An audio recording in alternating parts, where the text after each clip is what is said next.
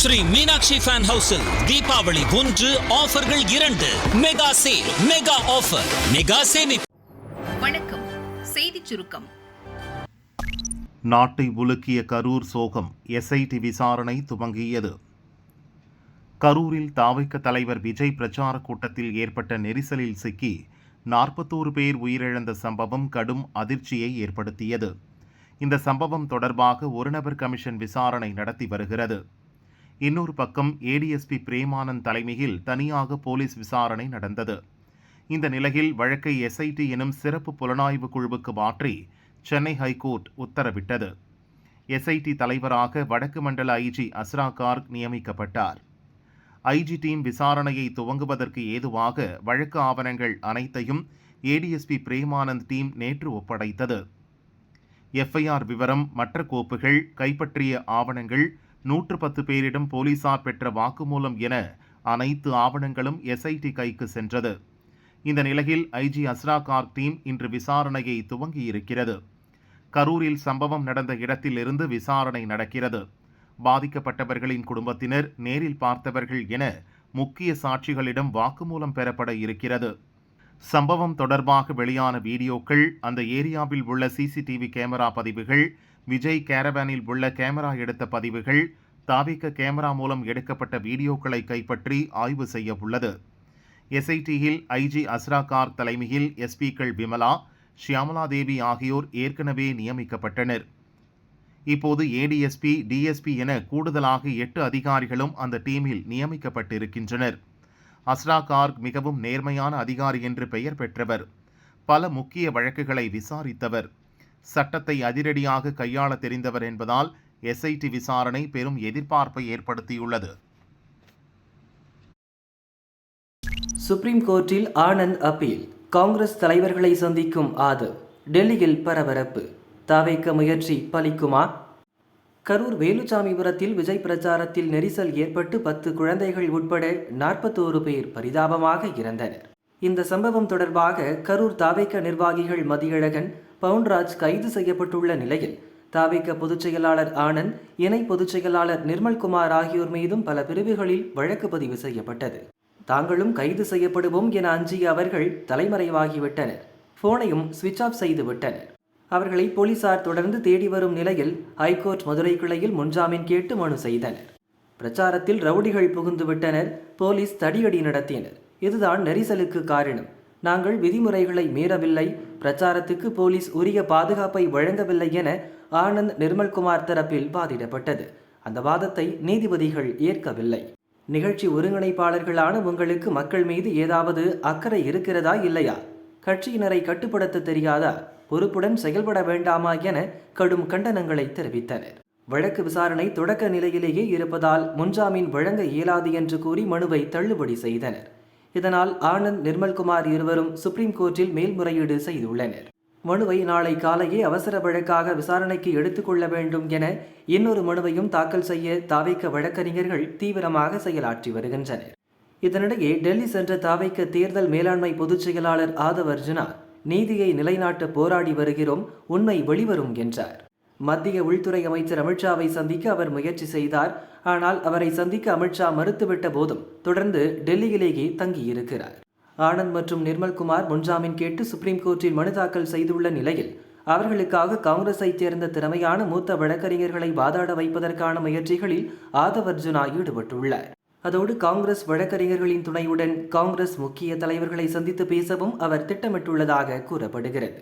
டெல்லியில் தாவேக்க தரப்பு பரபரப்பாக காய்களை நகர்த்தி வரும் நிலையில் தலைமறைவாக இருக்கும் ஆனந்த், நிர்மல்குமாரை கைது செய்வதற்காக 5 தனிப்படையினர் தீவிர விசாரணை நடத்தி வருகின்றனர். விஜய் கேரவனால் ஏற்பட்ட சம்பவம். ஆட்டத்தை ஆரம்பித்த கரூர் போலீஸ். பாய்ந்தது முதல் வழக்கு. தூக்கப்படும் டிவிகே கேரவான். கரூர் சம்பவம் தொடர்பான வழக்குகளை விசாரித்த சென்னை ஹைகோர்ட் விஜய் மற்றும் அவரது கட்சியினருக்கு எதிராக அதிரடி உத்தரவுகளை பிறப்பித்தது. குறிப்பாக விஜய் கரூர் நோக்கி செல்லும் போது தாவேக தொண்டர்கள் வந்த 2 பைக் அடுத்தடுத்து பிரச்சார வேனில் சிக்கி விபத்துக்குள்ளானது தொடர்பாக கடுமையாக கேள்வி எழுப்பியது. இந்த சம்பவம் தொடர்பான வீடியோ வேகமாக பரவி வருகிறது. இது தொடர்பாக வழக்கு பதிவு செய்தீர்களா, பிரச்சார கேரவானை பறிமுதல் செய்தீர்களா என்று போலீசாரை பார்த்து அடுக்கடுக்கான கேள்விகளை கோர்ட் எழுப்பியது. இப்படி வழக்கு பதிவு செய்யாமல் இருந்தால் போலீஸ் மீது மக்களுக்கு எப்படி நம்பிக்கை வரும்? இந்த விவகாரத்தில் உரிய நடவடிக்கை எடுக்க வேண்டும் என்று உத்தரவிட்டது. இதையடுத்து சம்பவம் தொடர்பாக வழக்கு பதிவு செய்து விஜய் பிரச்சார கேரவானை போலீசார் பறிமுதல் செய்வார்கள் என்ற எதிர்பார்ப்பு ஏற்பட்டது. இந்த நிலையில்தான் சம்பவம் தொடர்பாக கரூர் போலீசார் விசாரிக்க ஆரம்பித்தனர். வீடியோவை ஆய்வு செய்ததில் சம்பவம் கரூர் தவிட்டுப்பாளையம் சோதனை சாவடி பக்கத்தில் நடந்தது தெரிய வந்தது. அந்த ஏரியா வேலாயுதம்பாளையம் போலீஸ் எல்லைக்குள் வருவதால் இது பற்றி அவர்கள் வழக்கு பதிவு செய்தனர். PNS 281 என்ற பிரிவின் கீழ் விஜய் பிரச்சார வேனை ஓட்டிய டிரைவர் மீது வழக்கு பதிவு செய்யப்பட்டது. மனித உயிருக்கு ஆபத்தை ஏற்படுத்தும் விதமாக வாகனம் ஓட்டியதாக அவர் மீது குற்றச்சாட்டு சுமத்தப்பட்டுள்ளது. கோர்ட் உத்தரவுப்படி போலீசார் வழக்கு பதிவு செய்த நிலையில் டிரைவர் விரைவில் கைதாகக்கூடும் என்று எதிர்பார்க்கப்படுகிறது. அதேபோல் எந்த நேரத்திலும் விஜயின் பிரச்சார கேரவன் பறிமுதல் செய்யப்பட வாய்ப்பு இருப்பதாகவும் கரூர் போலீசார் கூறினர். ரஜினி எடுத்த அரசியல் முடிவு, விஜய் பற்றி டெல்லியில் அதிர்ச்சி. கரூர் சம்பவத்தால் தாவேக என்ன ஆகும்? கரூரில் நடந்த கோர சம்பவம் தமிழக அரசியலை மட்டுமின்றி டெல்லி அரசியலையும் புரட்டி போட்டுவிட்டது. விஜயின் அடுத்த பிரச்சாரம் கேள்விக்குறியாகிவிட்ட நிலையில் கரூர் சம்பவத்தை அனைத்து அரசியல் கட்சிகளுமே தங்களுக்கு சாதகமாக பயன்படுத்தி வருகின்றன. அதிமுகவோ விஜய்க்கு மறைமுகமாக ஆதரவு தெரிவிக்கிறது. பாஜகவினரும் தங்களுக்கு சாதகமாக கரூர் விவகாரத்தை பயன்படுத்த முயற்சித்து வருகின்றனர். எனவேதான் எம்பிக்கள் குழுவை உடனடியாக கரூருக்கு அனுப்பி வைத்தது பாஜக. அதேபோல் காங்கிரசும் தங்கள் பிரதிநிதிகளை கரூருக்கு அனுப்பி வைத்தது. அதோடு ராகுலும் விஜயிடம் போனில் பேசினார். அமித்ஷாவும் விஜயை தொடர்பு கொண்டார். ஒரு பக்கம் விஜயை வளைக்கும் முயற்சியில் பாஜக காங்கிரஸ் ஈடுபட்டிருந்தாலும் பீகார் சட்டசபை நடப்பதால் அவர்களது கவனம் அந்த தேர்தலை எதிர்கொள்வதில்தான் இருக்கிறது. விஜய் இப்போது பிடிகொடுக்காவிட்டாலும் பீகார் தேர்தல் முடிந்ததும் அவரை வழிக்கு கொண்டு வந்து விடலாம் என்று பாஜக நினைக்கிறது. ராகுல் வெளிநாட்டில் உள்ளதால் இதுகுறித்து உடனடியாக எந்த முடிவையும் அந்த கட்சி எடுக்கவில்லை.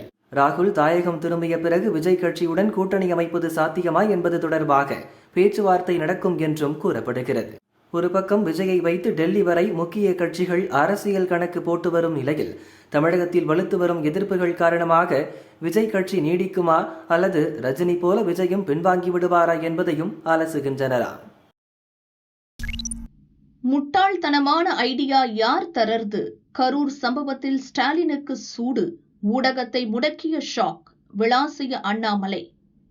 கரூர் சம்பவத்தில் அரசின் தவறுகளை சுட்டிக்காட்டும் ஊடகங்களை திமுக முடக்குவதாக தமிழக பாஜகவின் முன்னாள் தலைவர் அண்ணாமலை பரபரப்பு குற்றச்சாட்டை சுமத்தியுள்ளார். அவரது அறிக்கை: கரூர் தாவேக கூட்ட நெரிசலில் சிக்கி மக்கள் உயிரிழந்த துயர நிகழ்வில் திமுக அரசின் தவறுகளை சுட்டிக்காட்டிய புதிய தலைமுறை செய்தி தொலைக்காட்சியை அரசு கேபிளில் இருந்து தமிழகம் முழுவதும் முடக்கியிருக்கிறது திமுக அரசு. ஊடகங்கள் திமுக அரசின் ஊதுகுழலாக செயல்பட வேண்டும் என்று எதிர்பார்க்கிறார் முதல்வர் ஸ்டாலின். அதற்குத்தான் மக்கள் யாருமே பார்க்காத குடும்ப தொலைக்காட்சிகளை வைத்திருக்கிறீர்களே, பிறகு ஏன் மக்கள் பிரச்சினைகளை, கேள்விகளை வெளிக்கொண்டு வரும் ஊடகங்களை முடக்குகிறீர்கள்? தமிழகம் முழுவதும் சட்டம் ஒழுங்கு சந்தி சிரிக்கிறது. முதல்வர் சொந்த தொகுதியிலேயே போதிய பாதுகாப்பு உபகரணங்கள் இல்லாமல் தூய்மை பணியாளர்கள் உயிரிழக்கின்றனர். தமிழகம் முழுவதும் கனிம வளங்கள் கொள்ளை போகின்றன. அரசு துறைகள் அனைத்தும் செயலிழந்து நிற்கின்றன. இப்படி ஒரு இருண்ட சூழலில் தமிழகத்தை கொண்டு வந்து நிறுத்திவிட்டு ஊடகங்களை முடக்கிவிட்டால் மக்களுக்கு எதுவும் தெரியாது என்ற முட்டாள்தனமான ஐடியா எல்லாம் உங்களுக்கு யார் கொடுக்கிறார்கள்? முதல்வர் ஸ்டாலின் அவர்களே என்று அண்ணாமலை சாடியுள்ளார். டார்ஜிலிங்கில் பெரும் சோகம். நின்று அடித்த பேய் மழை. 20 பேர் பரிதாப மரணம். கடந்த மாதம் டெல்லி, பஞ்சாப், ஜம்மு காஷ்மீர், ஹிமாச்சல பிரதேசம், உத்தராகண்ட் போன்ற மாநிலங்களை மழை வெளுத்து வாங்கியது. மழை மற்றும் நிலச்சரிவில் சிக்கி பலர் உயிரிழந்தனர். இப்போது மேற்குவங்க மாநிலத்தில் பலத்த மழை பெய்து வருகிறது. இமயமலையை ஒட்டியுள்ள மலைப்பிரதேசங்களான டார்ஜிலிங், கலிம்போங், கூச்பெகார், ஜல்பைகுரி மற்றும் அலிபுர்துவார் ஆகிய மாவட்டங்களில் மிக கனமழை பெய்து வருவதால் மக்களின் இயல்பு வாழ்க்கை பாதிக்கப்பட்டுள்ளது. இந்நிலையில் டார்ஜிலிங் மாவட்டத்தில் பாலசோன் ஆற்றின் மீது கட்டப்பட்டிருந்த இரும்பு பாலம் இடிந்து விழுந்தது. தொடர் மழையால் ஆற்றில் வெள்ளம் பெருக்கெடுத்து ஓடிய நிலையில் பாலம் இடிந்து விழுந்தது. இதில் 6 பேர் உயிரிழந்தனர். முக்கிய சுற்றுலா தலங்களாக விளங்கும் சிலிகுரி மற்றும் மிரிக் ஆகிய பகுதிகளை இணைக்கும் இந்த பாலம் இடிந்து விழுந்ததால் பல பகுதிகளைச் சேர்ந்த மக்கள் வெளியில் செல்ல வழியின்றி வீடுகளிலேயே முடங்கி கிடக்கின்றனர்.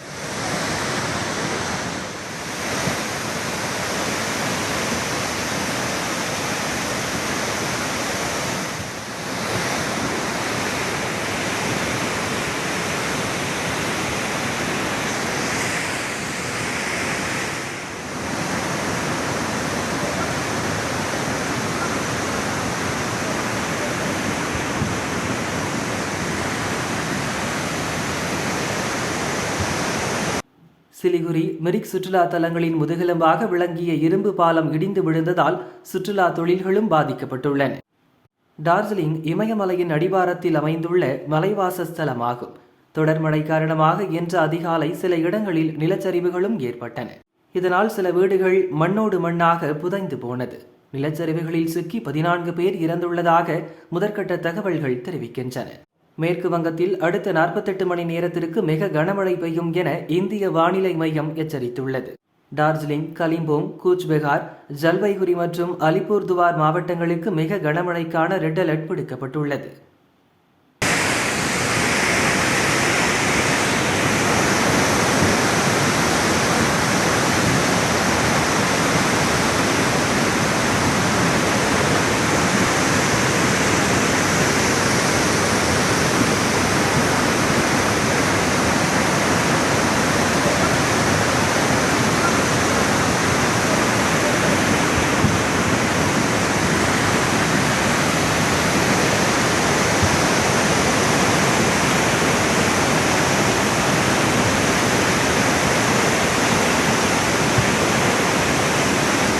விபத்தில்லா கோவையை உருவாக்க விழிப்புணர்வு மாரத்தான் ஓட்டம்.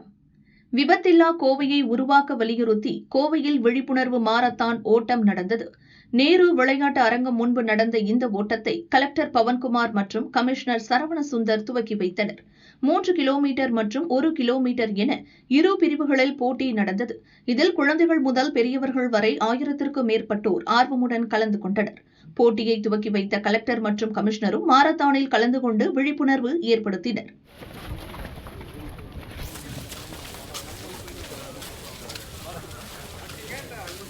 கட்டடம் இடிந்து ஆட்டோவில் விழுந்து பெண் பரிதாப மரணம்.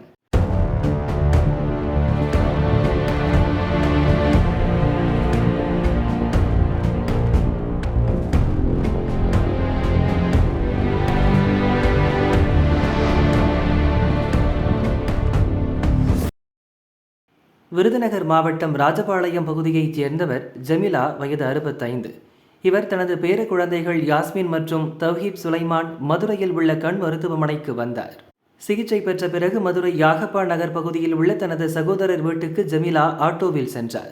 சகோதரர் வீட்டின் அருகே ஆட்டோ சென்றபோது சுசீந்திரன் என்பவருக்கு சொந்தமான பழைய கட்டடம் திடீரென இடிந்து விழுந்தது.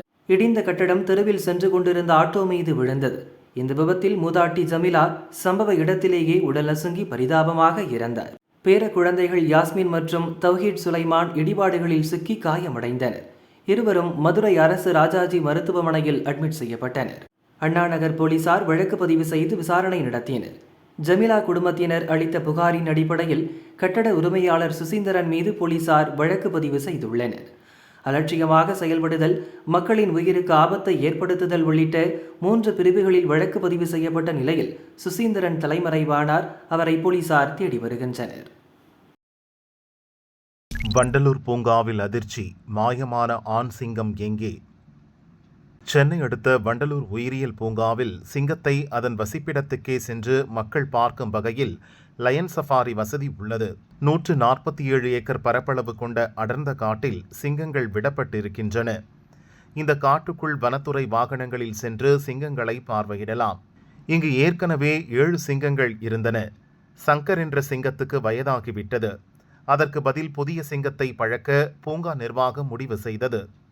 இதற்காக குஜராத்தின் சக்கார்பாக் பூங்காவில் இருந்து சேரு என்ற ஆண் சிங்கம் வண்டலூர் பூங்காவுக்கு கொண்டு வரப்பட்டது. பொதுவாக சஃபாரி ஏரியாவில் இருக்கும் சிங்கங்கள் மாலை நேரம் ஆனதும் அங்குள்ள யார்டு பகுதிக்கு வந்துவிடும். அவற்றுக்கு அங்குதான் இரை போடப்படும். ஆனால் புதிதாக விடப்பட்ட சேரு சிங்கம் மாலையில் யார்டுக்கு வரவில்லை. இப்போது வரை யார்டுக்கு திரும்பாததால் சிங்கத்தை காணவில்லை என்று ஊழியர்கள் கூறினர்.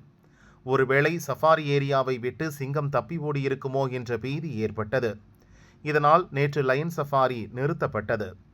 ஒருவேளை சஃபாரி ஏரியாவில் உள்ள அடர்ந்த காட்டில் வழி தெரியாமல் சிங்கம் சுற்றி வந்தால் அங்கு அதற்கு போதிய இரை கிடைக்க வாய்ப்பில்லை என்று பூங்காவில் இருப்பவர்கள் கூறுகின்றனர். இதற்கிடையே சிங்கம் காணாமல் போனதாக வந்த தகவலை பூங்கா நிர்வாகம் மறுத்தது. சஃபாரி ஏரியாவில்தான் சிங்கம் இருக்கிறது, அதை சில ஊழியர்கள் பார்த்ததாக கூறுகின்றனர். விரைவில் யார்டு ஏரியாவுக்கு வந்து மற்ற சிங்கங்களுடன் பழகிவிடும் என்று பூங்கா நிர்வாகம் கூறுகிறது.